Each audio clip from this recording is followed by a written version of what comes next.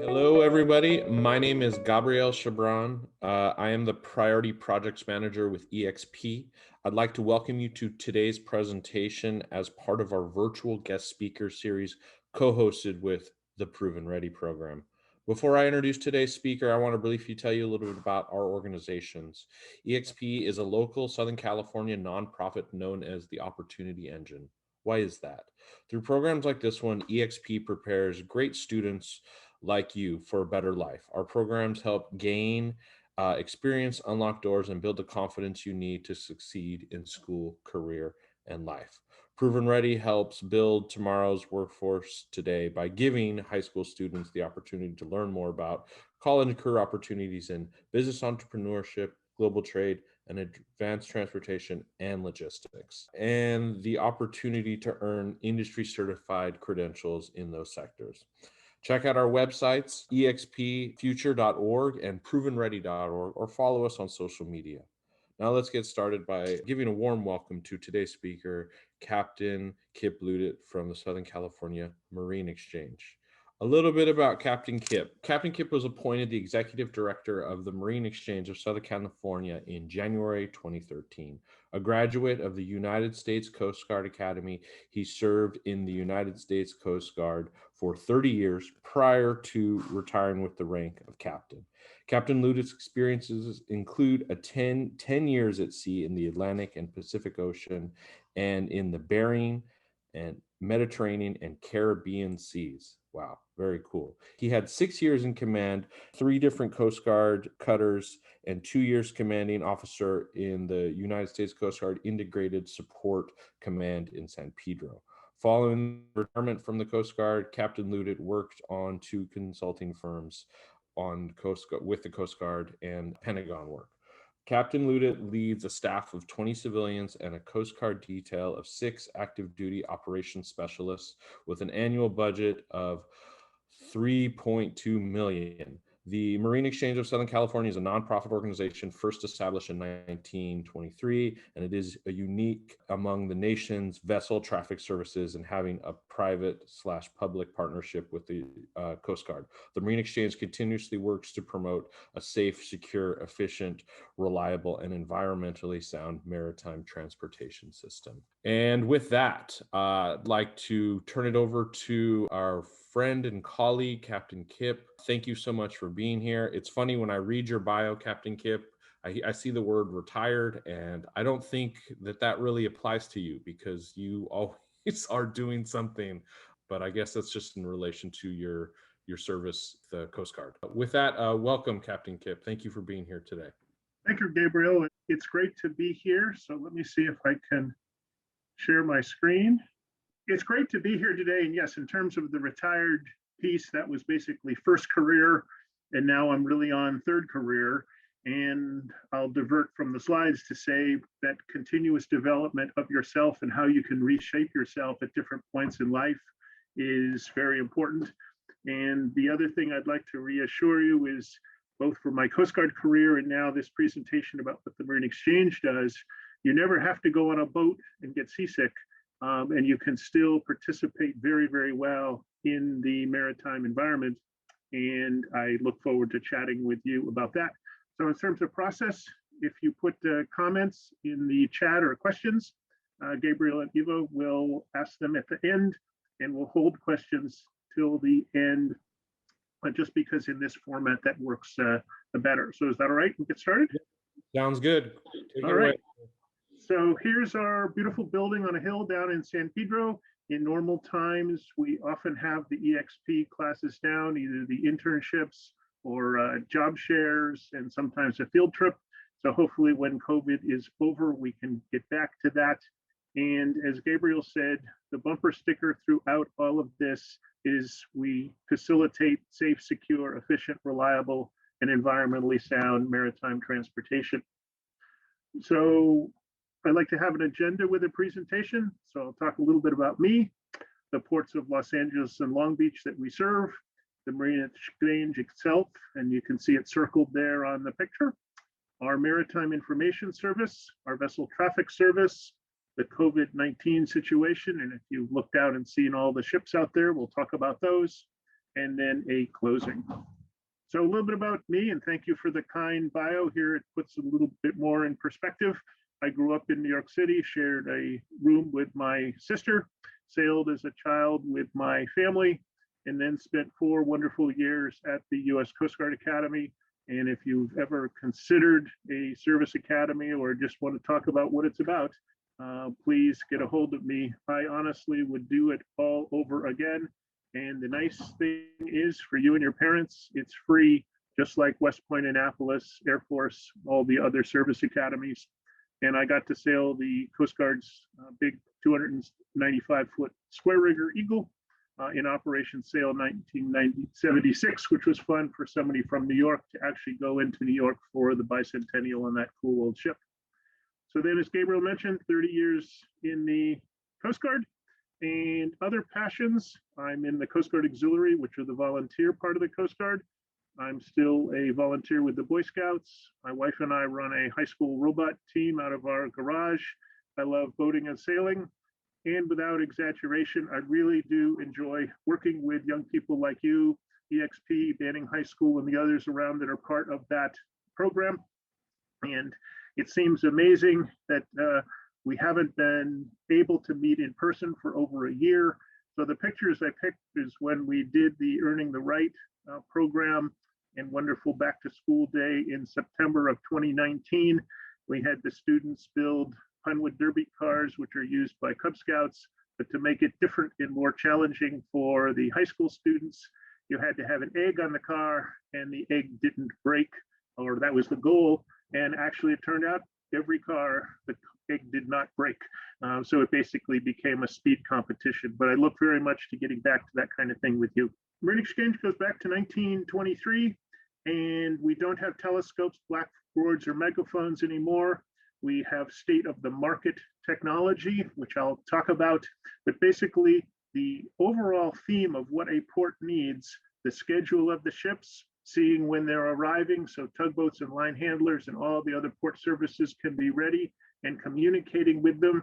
We no longer use megaphones yelling out the window. We've got all the modern conveniences, but the overall concept is the same. So if you ever come down to the Marine Exchange, we're in a unique place, which is on top of a World War I gun emplacement. So to think that 100 years ago, San Pedro and Los Angeles were defended by soldiers with guns such as this. For World War II, the facility was used for Navy control of shipping. For the Cold War, it was the control site for Nike missiles, and that's not Nike of the shoe company, it's just the name of them. If you've ever seen Western Boulevard that goes between PV and San Pedro, right at the foot down on the water, the old missile silos are still there, and we were the control site. And today, we're the maritime transportation hub for the ports of Los Angeles and Long Beach. So here's a look at what shipping in the Pacific looks like on a given day. And this is a sensor system that we have in partnership with the other marine exchanges on the West Coast in Juneau, Alaska, Seattle, Portland, Oregon, San Francisco, and here. So every one of those little triangles is a merchant ship, and the other colors, for example, are fishing boats and other kinds of things. So there's the big population of ships in the Pacific, and 4,500 of them come here to Los Angeles and Long Beach. So individually, LA is the #1 container port in the country measured by container count. Long Beach is #2, and New York, New Jersey is #3. If you put LA and Long Beach together, it's the 9th busiest port complex in the world. The 2020 figures aren't out yet, but will fall somewhere right in that range. 17.3 million TEUs, and that's a 20-foot equivalent unit. And in English, that means basically the short trucks or the short trailers behind a truck, and I'll show you a picture in a moment. But 17.3 million of them came through the port complex. You could read the other numbers. That number always stays roughly the same. You can see the value of the cargo, but to think that half the cargo in the country comes in through this port complex. But it's not just about containers. We also have cruise ship passengers, oil, 500,000 cars and 4 million jobs are supported nationwide by the commerce that comes through here. So you can see where I drew the line on the slide between the ports of Los Angeles and Long Beach. And while they're independent operating units, they actually work together. So for example, the labor and the tugboats and all go back and forth between the two ports. And I put the star there, which is roughly where the Marine Exchange is. We're in Angels Gate Park, right next to the Korean Bow, if you've ever come down there.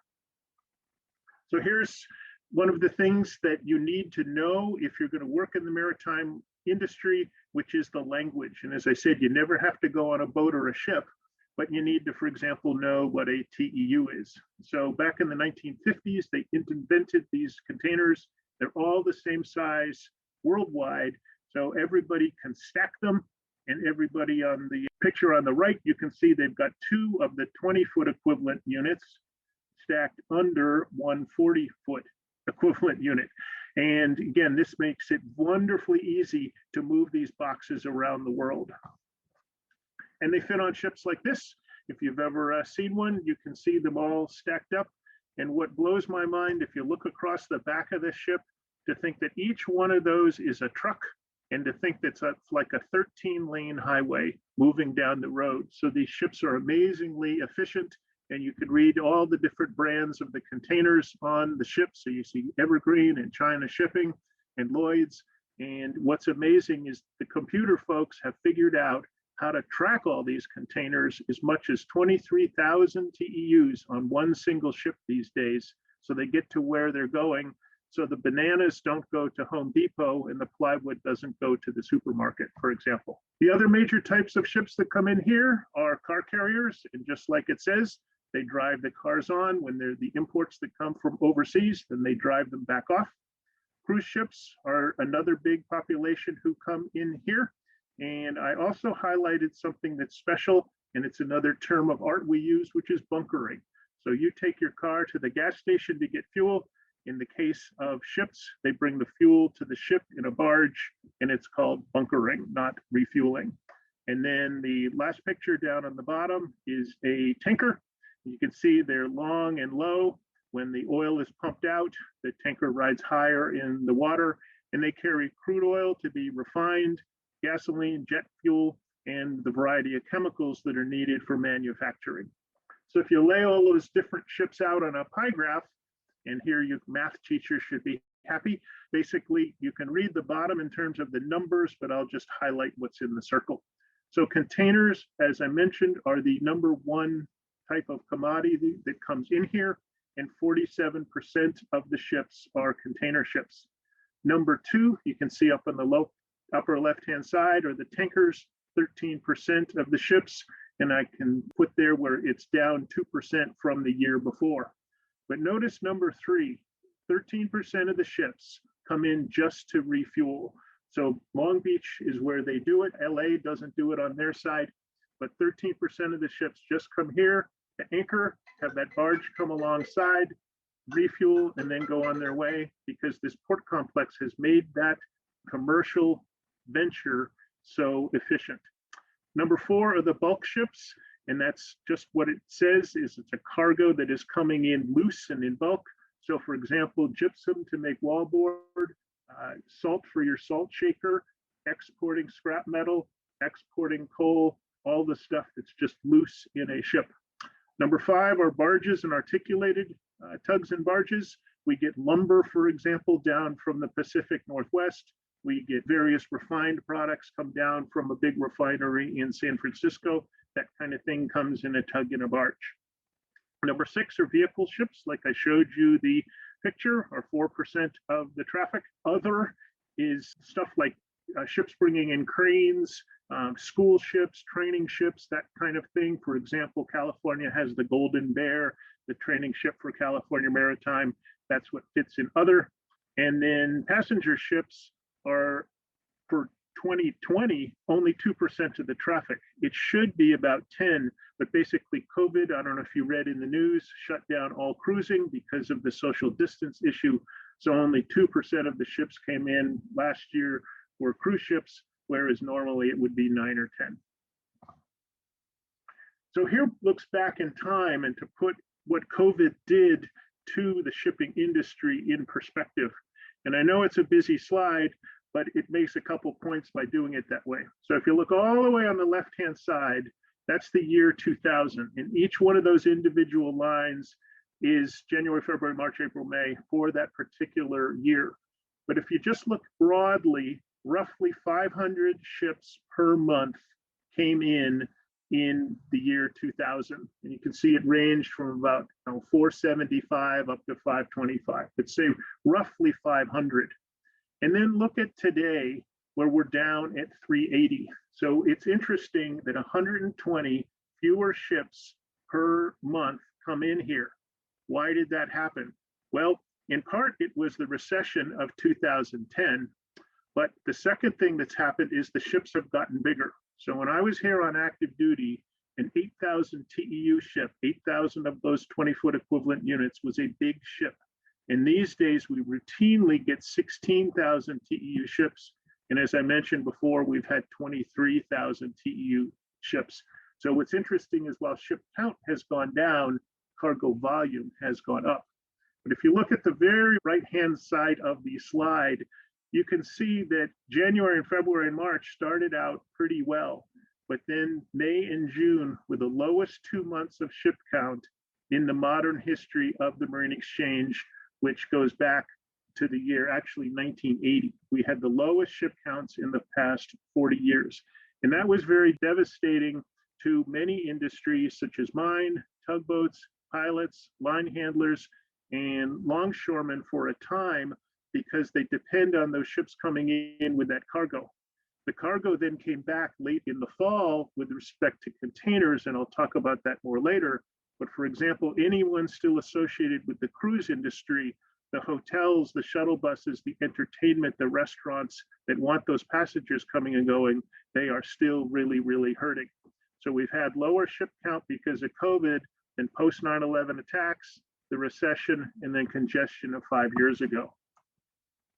So now moving on inside the Marine Exchange itself, there are, as I mentioned, two pieces to the business.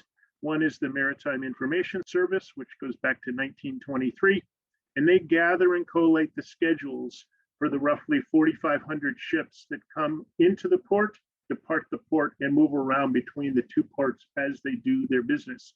So there's Patty and Michelle, and they've got 3 other colleagues. And as I mentioned before, in terms of the Proven Ready program that you're in, neither Patty or Michelle or any of the other 3 have ever been to sea, but basically they like working in the maritime industry in this scheduling function that they do. And the skill set to do this function has nothing to do with knowing how to steer a ship or what a compass is, but it's basic telephone skills, it's being on time, it's great precision. So if the agent on the phone says the ship will dock at 6 p.m., they'd better not put down 6 a.m. Or if the agent says it's going to berth 186, they'd better not mistype it to 168, or the tugs and the pilots and the line handlers and everybody are going to be confused and going to the wrong place. And I'm really, really proud of the work they do. The Vessel Traffic Service started in 1994 when there was enough traffic to need to control it. It's a unique public-private partnership, as Gabriel mentioned, where I'm a civilian paid by a user fee that the ship pays. And then you can see Petty Officer Thomas there is active duty Coast Guard. So we've got a blended workforce here, which really, really gives great service to the ships and to the ports.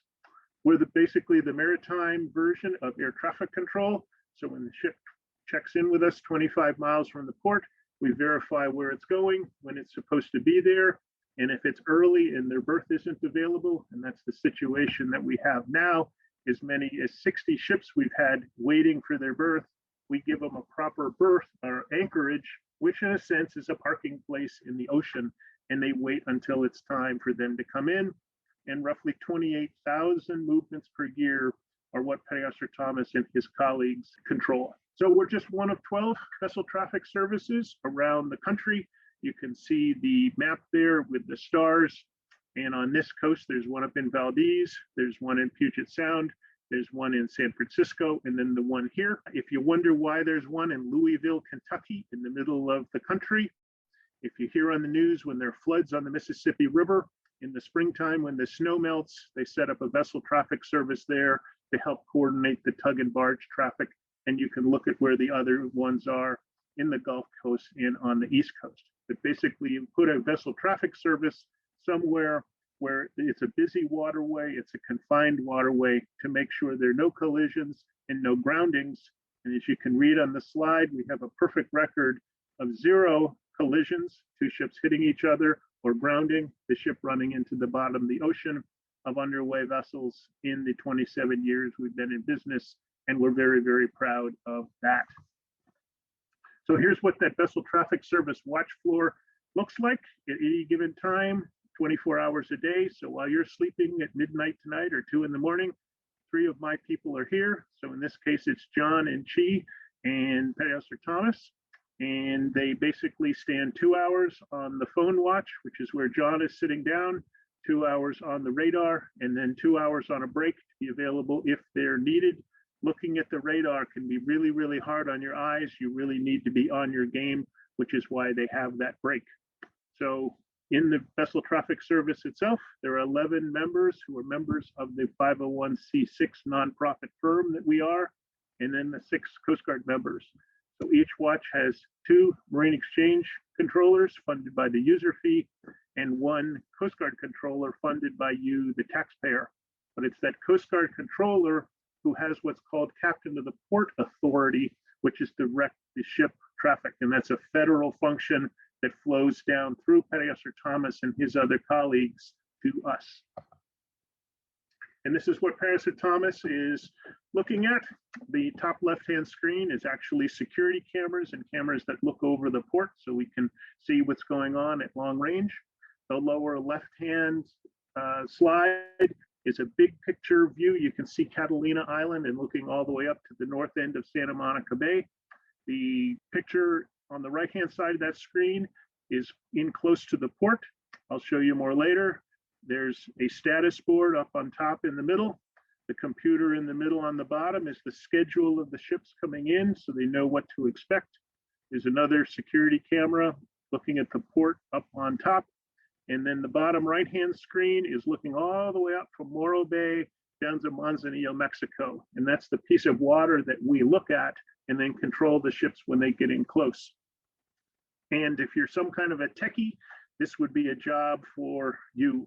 We've got software development that goes on here because every port tends to be different, and therefore we need a custom software product to run that. But on the bigger picture, we're using AT&T, we're using Microsoft, all the normal kind of products that you would use.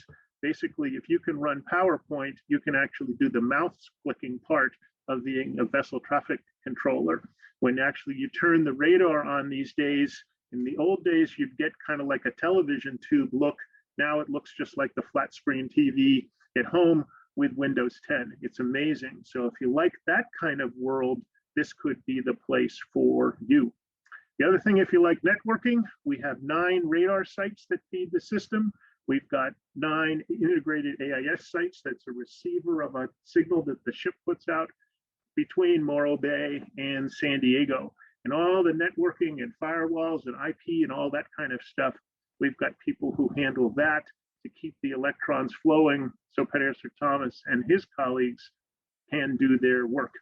And yet down at the bottom, you can see with an optical camera and a huge pair of binoculars, because sometimes looking out the window is the best way to see the ships.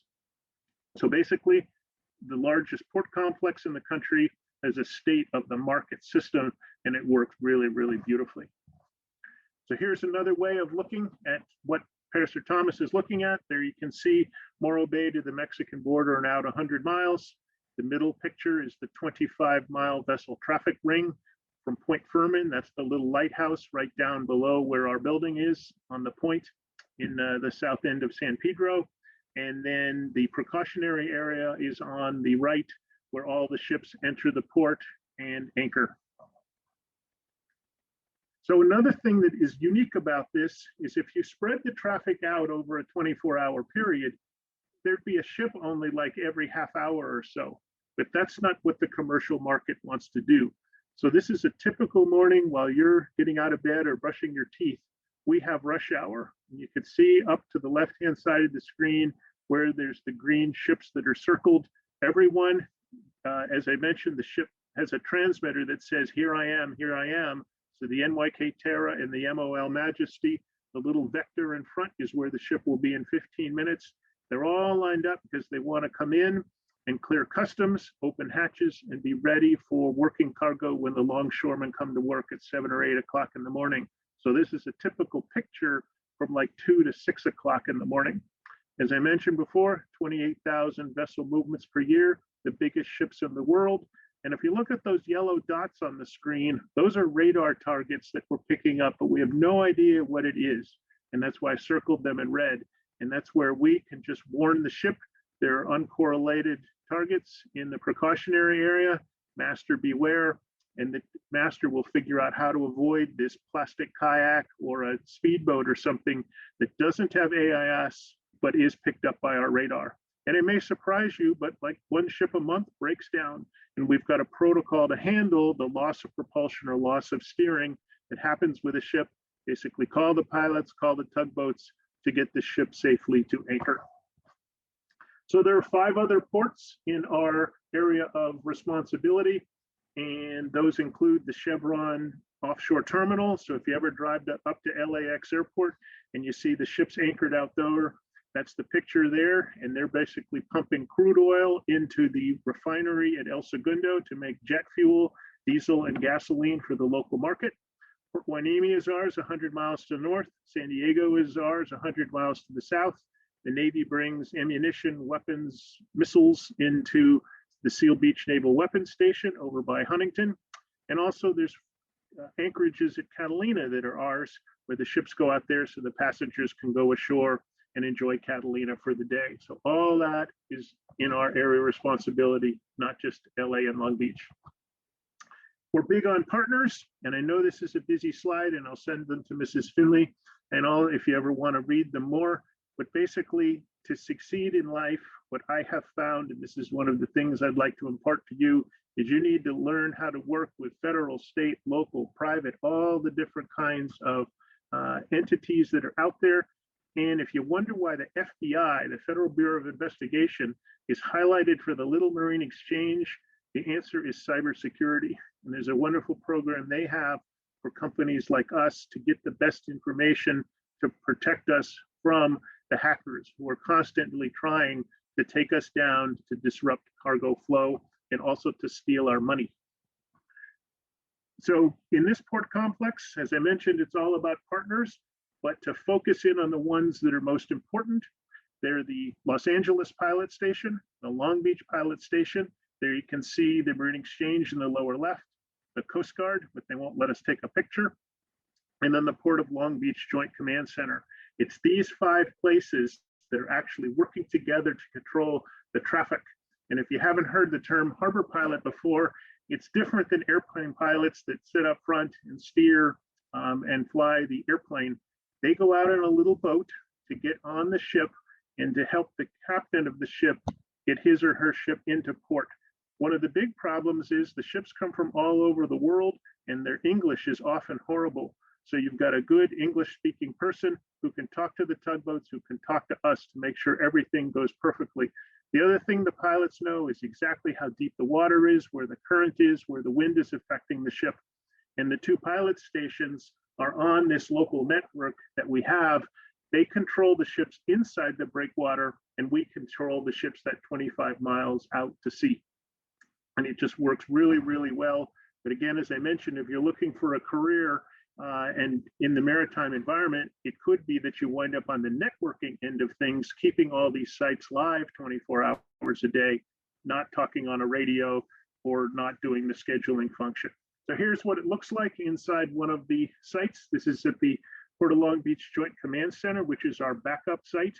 But something that's really, really cool about what we do, other than the 4 sites that are mentioned there, is if you look in the lower right-hand side of the screen to the picture where it says Christopher and whale in net. So basically one day, the fishing vessel Christopher came upon this whale tangled in a net. The controller put the dotted green circle around the whale and the Christopher, push the button, and it exported to all those other places, to the sector, which is the Coast Guard, LA Long Beach, the Los Angeles pilots, the Long Beach pilots, and the Long Beach Joint Command Center. So everybody knew that there was this poor whale stuck in a net with people trying to untangle it, and we then want the ships not to run into this. So if you see the APL Thailand coming in, she actually cut the corner on how you normally would enter LA, but because we've got this 5-site VTS, everybody knew it was going on. We could divert the ship safely around the whale. The whale was safely cut out. No collisions, no groundings. That's our measure of success. Here's another example that was very tragic, but again, it's an example of the 5 partners working together. So basically what happened on the 5th of February, 2016, 2 light planes were flying out over the ocean and had a mid-air collision.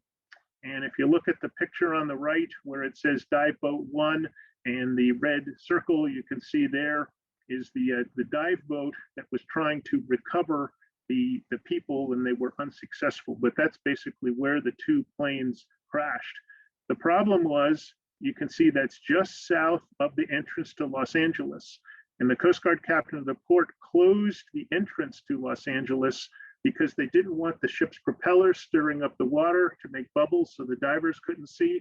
They didn't want the propellers turning up the bottom in the sand so it would perhaps fall on the debris. But because we've got this partnership with the pilots, if you look at the picture on the left, that articulated tug and barge in the yellow and that big white cruise ship that's in the yellow box came down out of Los Angeles, made a left turn inside the breakwater. So you can see the breakwater is that line of rocks on the right-hand side of the picture. So those 2 vessels inside the breakwater went out on the Long Beach side, and we were able to keep the traffic moving for the 5 days that the diving operations were going on. And again, it's a way that we could keep commerce moving, to keep the people and the food and the oil and everything else comes on the ship coming in and out of the port, even though we couldn't go in and out of Los Angeles and Long Beach. And again, it worked very, very well. So moving on to current events, and I'm 2/3 of the way through this, then we'll take your questions. If you remember back a year ago, and it seems amazing, COVID first hit, and it hit, at least in my life, I think in yours, very, very unexpectedly. And what happened was in March to June, a bunch of oil tankers had been coming across the ocean, and it takes them as much as a month to get here from halfway around the world. But unfortunately, then people stopped driving, planes stopped flying. So we had all this oil coming in, but it wasn't being consumed. So this was a picture looking out the windows of the Marine Exchange when we had as many as 32 ships at anchor, including 24 tankers, all safely anchored until their product was needed ashore and they could go to a berth to offload it. So then cleared that back up in June. The oil companies slowed the ships down to meet the demand. But then what happened in the fall was everybody started buying stuff. So I don't know about in your lives, but what happened more broadly was in the summertime, everybody was hunkered down. We didn't go traveling. We didn't go on vacation, and not much happened. But then in September, people started buying stuff. And it's interesting what they were buying. And I don't know how much this will relate to you, but it was home gym equipment, home office equipment, home remodeling equipment, replacing the personal protective equipment, all that kind of stuff.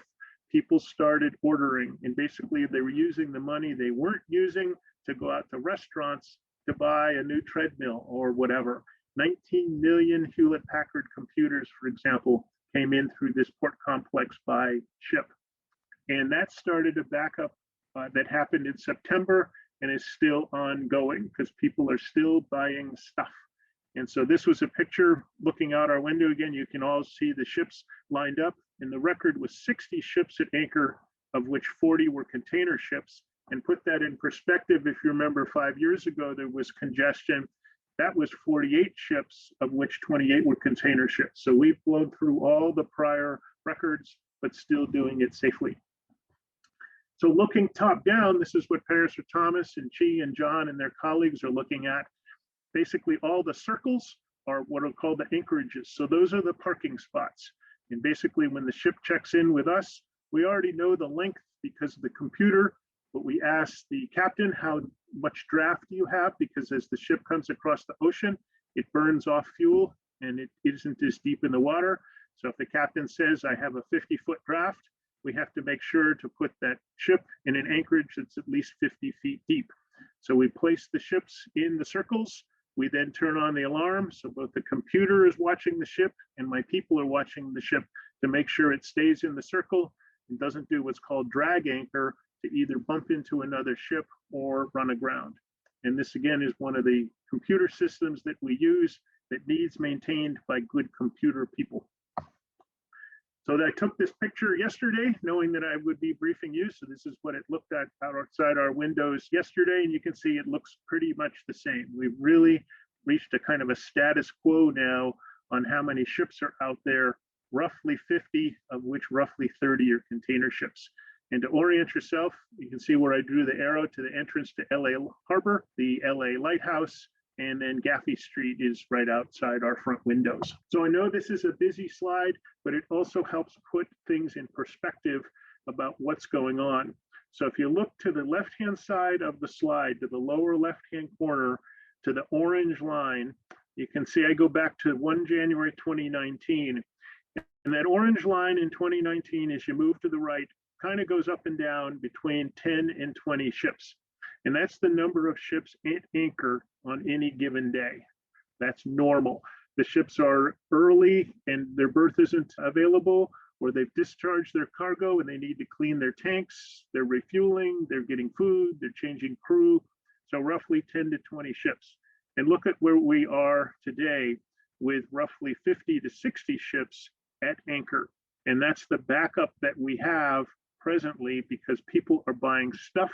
But unfortunately, on the goods movement side ashore, some number of the truck drivers, the train drivers, the longshoremen have COVID, or they're out because of contact tracing. So just when you have more cargo coming in, you have fewer people to move it ashore.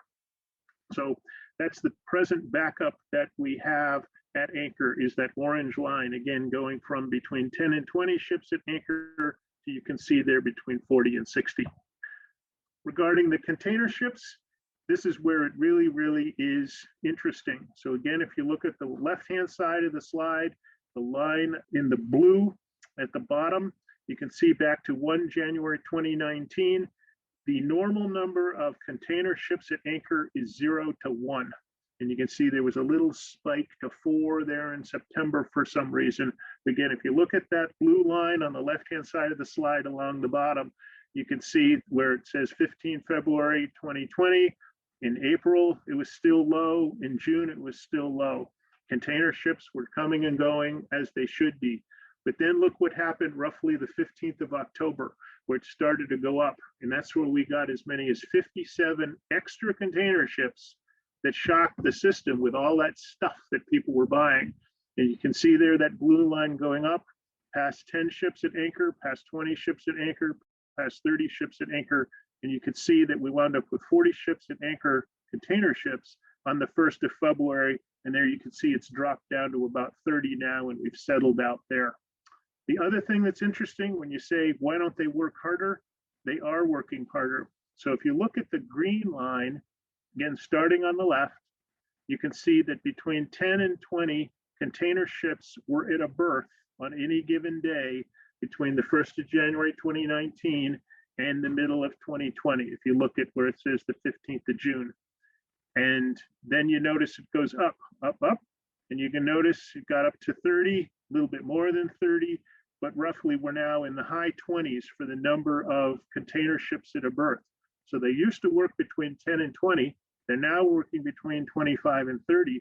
So they are working harder, but it still doesn't meet moving out the cargo that is being ordered by the member public from Amazon and Costco and everywhere else that people buy stuff. So it's a very interesting situation that we have now. And now 3 slides that show what it looks like from the top. So this is, again, one of the sensor systems that we have. And in this case, I sorted on just the container ships. And you can see the ones at the top of the slide are up in the harbor at a berth. The ones out in the water, you can see, are anchored. And the one in the green box are special contingency anchorages that we have down off of Huntington when we overfill the normal anchorages off of Los Angeles and Long Beach. So this is the sorting just on the tankers. And this is a very normal population of tankers where you can see 1, 2, 3, 4, 5 anchored offshore. That's very normal. They're moving normally, but unfortunately, sometimes when there are too many container ships at anchor or too many of any kind of ships, we run out of anchorages. So what we do is we give them what we call a drift area. We talk to the captain, we say, hey, where do you want to drift? And literally just like your car where you might stop by the side of the road, the ship picks a spot in the ocean and says, this looks good, I'll drift here. They turn off the engine and they just drift with the wind for a couple hours. If they get too close to another ship, they get too close to land, they start the engine and move into another place to drift. But we don't have any tankers or container ships or really anybody in a drift area for the past week. And then the last population that's interesting here are the passenger vessels. So if you see them coming and going, the big white ships, the big blue ships, they have no passengers aboard, but they need to be somewhere. So there are no bartenders aboard, there are no entertainment people aboard, the hotel staff is all off the ship, but you still have the captain and the deck watch officers driving the ship around, you still have the engineers, and you need some cooks to feed them. So basically, they come and go roughly once a month for food and fuel and groceries. So you can see there that the Carnival Miracle was at the dock yesterday, the Carnival Panorama was anchored. So there's, as it says, there were 7 cruise ships in port yesterday. So they don't have any passengers. They're just caretaker crews until they can go cruising again with passengers. So we're very proud that we're green and we have solar panels around the building. And so if you're interested in that environmental kind of stuff, the ports are very, very interested in being good stewards of the environment. And you can see our 250 solar panels there. And it's a good picture of our building high on a hill. You can see all the radars and radio antennas on top. And as I said, if you never want to go to sea on a boat, we've got jobs for you. We're very friendly to the whales. We want to make sure that whales don't get hit by ships. So when we learn where there are whales, we radio the ships, we email their agents, those are the people on shore, and we've even got Twitter and Facebook if you want to follow us that way. So just in terms of 3 closing slides to summarize, as I mentioned, 8,000 TEUs used to be a big ship. Now we're up to 23. So they're huge ships and they're still getting bigger. The deep draft tankers, so you can see the ship on the right, and the red part of the ship is what's underwater, up to 69 feet deep. So a 7-story building underwater is what those tankers are bringing in to meet the demand of the driving public and of the aircraft burning jet fuel. There are narrow channels, tight schedules, and bad weather, but all the different ports and port partners, the tugs, the pilots, the line handlers working together for that safe, secure, efficient, reliable, and environmentally sound vessel movement system. So the picture on the left is sent to me by one of my people on a busy morning. So there you can see, as I mentioned, rush hour. So you can see the name of each ship. The vector out ahead of it shows where they're going to be in 15 minutes. So the controllers are making sure that no vectors touch each other, which would indicate a collision. You can see the circles of the ships at anchor, and that's a normal number of ships at anchor. Notice all of the empty circles. That's 17 ships at anchor, which is very normal. And as I mentioned yesterday, we had 40. I'm a math kind of person, so I kind of like equations. So I thought this would make kind of fun for you. So I created an equation that says modern equipment plus great marine exchange and Coast Guard people equals a strong marine exchange and vessel traffic service. So there you can see Debbie, she's our maritime information manager, came out of the banking industry actually, great expertise. The teamwork that I mentioned before, you've got Chief Robert, our senior Coast Guard member, working with Mike Martin. And in the lower right-hand side, we've got Mike Connor, one of the vessel traffic controllers. So teamwork, vigilance, and expertise are 3 of our hallmarks. And this is just kind of a pretty picture to close. If you do want to work in the maritime industry, you do need to be ready to work nights and weekends. We never stop, just like airplanes never stop. So this was a picture that one of my people sent me of sunrise over the port. You can see the cranes sticking up. So with that, I'll unshare my screen and happy to take your questions and comments and have a discussion. Great. Thank you so much, Captain Kip. So we have lots of great questions. Thank you so much to everybody who chimed in the chat. If you think of something else, feel free to jump in on that. I'm going to go first to Eva's question. And you touched on it a little bit, but maybe if you could reiterate a little more with regards to in what ways has tracking ships changed during COVID? The tracking part actually did not change. The big thing that happened in 1940 was we got radar. So we could see the ships out in the ocean as far as the radar will go. And as I mentioned, it'll pick up a big steel ship much further away than it will pick up a plastic speedboat. Then the other thing that came up 15 years ago was that AIS. So now every ship in the world is pinging, here I am, here I am. So you can get that vision of ships, in the middle of the Pacific Ocean. We know we can click on it and get exactly what it is, where it's going, how fast it's going. So a COVID world did not change the tracking piece at all. But what it did do was fill the anchorages. And so the question is, what do you then do with the ships? And the answer is that drift area issue. And it's not as simple as it would look, because we don't want the ships drifting in the traffic lanes. We don't want them drifting too close to shore and to run aground. So it's placing them carefully when we need to have them drift. But the tracking piece actually did not change. Fantastic. Great. Thank you so much. Appreciate that. Yeah, we've been talking about that a lot on our team. For some of us have purchased exercise equipment. The shipping times have been crazy, but it's good to know that everybody's hard at work out there. So next question, I'm just trying to answer these in order. Emily Perez wants to know, what inspired you to pursue this career? My dad was in the Navy during World War II, and he went to sea in 3 different ships.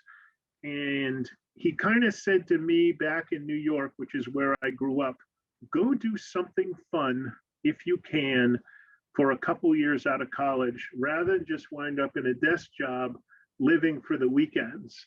And oh, by the way, you're really good at this water thing, even though I did get seasick for 20 years. But it was a merger of that go do something different, and I loved the water. We could see the East River in New York, where I grew up, from our apartment. And so I kind of got the hook to say, hey, this would be fun. And joining the Coast Guard was my way to do that. My son, to digress, is doing it a different way. His answer to COVID was to literally run away to sea. He went to get his Coast Guard papers as a deckhand. There's a school you go to for a week, and then he's just finished his requirements to be a captain. And so he's on a 127-foot vessel as a crew member, because he said, I don't want to go to college on a Zoom screen. I can do that later. So he'll go to sea somehow, some way, but there are different ways to do it. But basically, Dad imprinted, go do something fun. I would imprint that to you. And second is, I love the water. Great, great. Thank you. Yeah, that's a great segue into our next question. Pilar Reynoso would like to know, what is your favorite or most fun part of the job for you? It's a great question. It's a perfect job for someone like me, because it's actually got 3 pieces that fit my personality. One is to run the 20-person company. So every Friday I sign checks for accounts payable. We do our payroll, we do healthcare, we do our retirement plan, all that stuff. Where are we going to get our COVID shots and all that kind of stuff? Run the company inside the building. The second piece is the operational piece. So it's controlling all those ships out there and making decisions on where we're going to put them and to work with the watchstanders. I don't stand watch at 3 o'clock in the morning, but I need to make sure that the people working at 3 in the morning and the people working at 3 in the afternoon are synchronized in terms of the processes they use. And third, and without exaggeration, is being able to participate in programs such as this with the local community, because we honestly need you to want to be in this profession so we can continue it to grow. Other parts of the profession, for example, are what's called the Harbor Safety Committee. So everybody to do with safety in the ports gets together once a month. Used to be in person, now it's a Zoom call to discuss safety issues. The other big group is what's called the Area Maritime Security Committee. And we joke that that committee, it's on one of the few people in the room without a gun. But name a police department and customs all getting together to make sure that that cargo is brought in safely, that people don't abscond from the ships, run away. And so it's the piece with the operational piece, the inside the building piece, and then the partnerships piece is what makes it perfect for me. Fantastic. Thank you. Lizbeth Vega would like to know, was this the career that you saw yourself pursuing when you were in high school? The Coast Guard piece was, yes. Basically, there were three routes that you can go. One is the Navy, one is the Coast Guard, and one is the Merchant Marine. So that would be going to a place like Cal Maritime, or in my case in New York, there's New York Maritime, and there's also the Federal School at Kings Point. So do I want to be in the Navy? Do I want to be in the Coast Guard, or do I want to be on a merchant ship? And I just kind of thought the mission of the Coast Guard, which is highlighted by search and rescue, it is really fun, just like the fire department putting out the fire in somebody's house to rescue them from the water when their boat sunk. And I thought that would be a good thing to do. Again, I was only thinking of doing it for 5 years. What Dad said is, don't just wind up in a downtown Manhattan office living for the weekends. The Coast Guard with that search and rescue mission was perfect for me. Fantastic. Great. We are getting close to time, so I want to just try to be strategic. So I'm going to kind of jump around with questions. If we don't get a chance to get to your question, feel free. I'm sure Captain Kip would be happy to answer via email if you want to include that in the chat or your LinkedIn, either way. Emily Perez would like to know, what would you recommend students who are interested in this field to do to get a head start in this career? As I mentioned, the three biggies of just punctuality, phone skills, and good computer skills really, I think, transcend almost everything that you would do today in any business. The second thing would be to start to learn that language of the sea. So just like there's English, French, and Spanish, it's, find a book or go to Google to say, what is bunkering? What's a container ship? A good way to start actually with young people is you become one of those agents who, when the ship comes in, remember, they may have never been here before and they may not speak English, but they need fuel, they need groceries, they need a pilot. And it's the people who gather all those services together, meet the ship, but then, watch what's happening. There's all the longshore kind of jobs, but every one of these terminals has people both on the admin side and the operational side. But the basics and a lot of what EXP in terms of writing a good resume, being trustworthy. Some of the companies, for example, Catalina Express that runs the ferries, no tattoos. So there's some little tripwires that you can run, but it's the basics of what EXP teaches is really the foundation of both maritime information industry and more broadly. Now, if you want to go drive a tugboat, and again, I'm not knocking that. That's the place I wanted to be. Cal Maritime can be a place to go. Or there are schools like my son went to, the closest one is San Diego, where you can get the boutique classes that you need to get your deckhand license, first aid and CPR and firefighting and all that kind of stuff. Then you can go to those shorter schools. As I said, the closest one is San Diego. Great. Fantastic. Thank you. Thank you. And who wouldn't want to go to San Diego, huh? Beautiful beaches.